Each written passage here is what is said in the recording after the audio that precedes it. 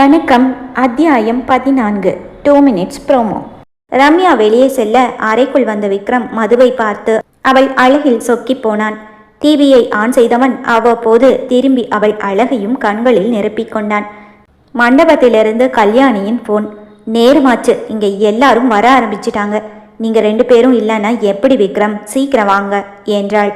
இதோ கிளம்பிட்டோம் என்று அறையை விட்டு வெளியே வந்ததும், ரம்யா ரெடி ஆயிட்டியா, போலாமா, நேரமாகுது மது குரல் கொடுக்க, அண்ணி இன்னும் 5 நிமிஷம், நீங்கள் போய் காரில் உட்காருங்க, நான் வந்துடுவேன் என்று பதில் குரல் கொடுத்தாள் ரம்யா.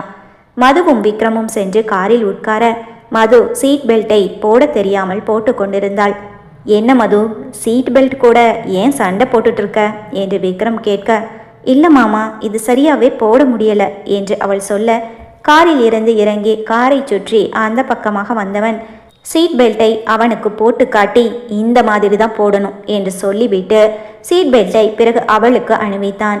இப்போது அவன் மதுவிற்கு மிக நெருக்கத்தில் இருந்தான். மது, நான் காலையில் கோயிலையே சொல்லணும்னு நினச்சேன், ஆனால் அங்கே சொந்தக்காரங்க எல்லாரும் இருந்தாங்க.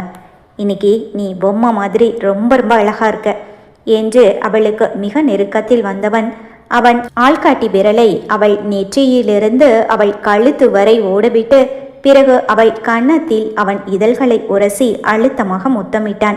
சுஜிதா ஒரு பெரிய ஹாஸ்பிட்டலில் மருத்துவரை பார்ப்பதற்காக காத்து கொண்டிருந்தாள். மாஸ்க் அணிந்து முகத்தை மறைத்திருந்தாள். டோக்கன் நம்பர் 14 என்று ரிசப்ஷனில் இருந்தவர் கூறவும், நான் தான் என்று எழுந்தவள் அறைக்கு சென்றாள்.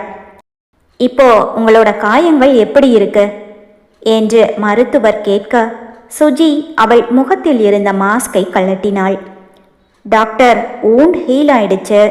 என்னோட முகத்தில் இருக்கிற தழும்பு மறிய இன்னும் எத்தனை நாள் ஆகும்? மருத்துவரை பார்த்து கேட்டாள் சுஜிதா.